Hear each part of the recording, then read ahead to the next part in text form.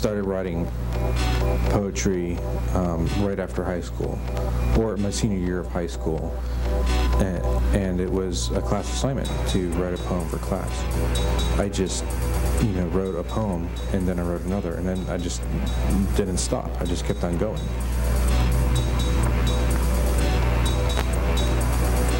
The first one I wrote was called Trench, and Trench was something I had a little bit of hard time about because it was about a poem that, it was about a subject that I didn't really know about, which was about World War I. And but I decided after a while that this was a project that I need to just express something, to figure out a way to say something about poetry itself, not about the subject matter, which was World War I, but to explore a way to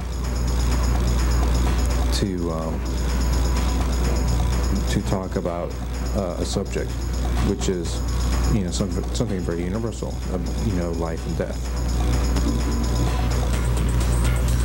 Well, I had gone to some poetry readings, and I was very surprised that what constitutes a good poem at a poetry reading is something that's very well spoken, something that's very well received by the audience. And this is different from, years of writing down poetry, by myself at my desk. It's a very introverted sort of affair that you go to a poetry reading, and it's a style of poetry that you say, and it's very flamboyant, or it's very, very dramatic, and the audience loves it. But the thing is that sort of poetry is something that is meant to be spoken. It's meant to be said out loud, and it's meant to have some sort of audience participation or some sort of audience response to that.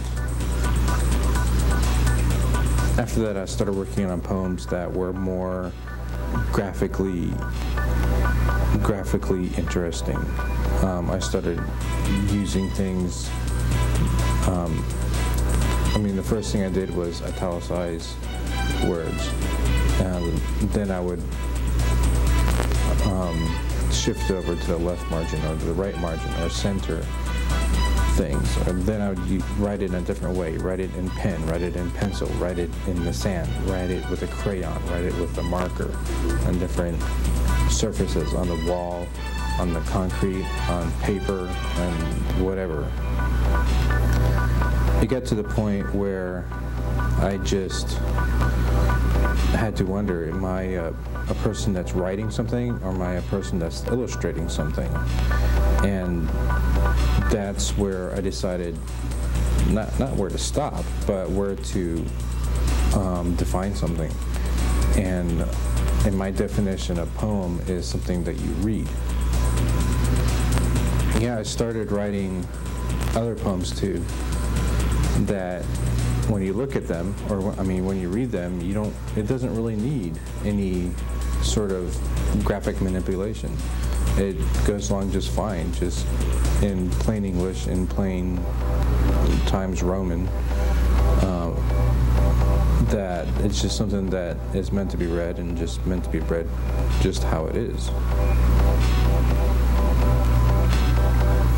Also started working on other poems like for kids. Now, for kids, I think, since they have a hard time reading, they're meant to be read. They're meant to be read to them. So, like what I was saying before, I actually did eventually end up going back to a style where you would take a poem and read it to someone.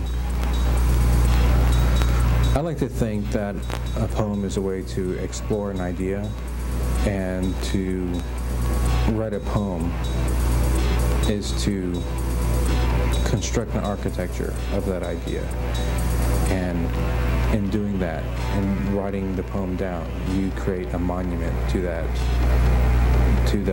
certain emotion, or that certain thought, or that certain philosophy.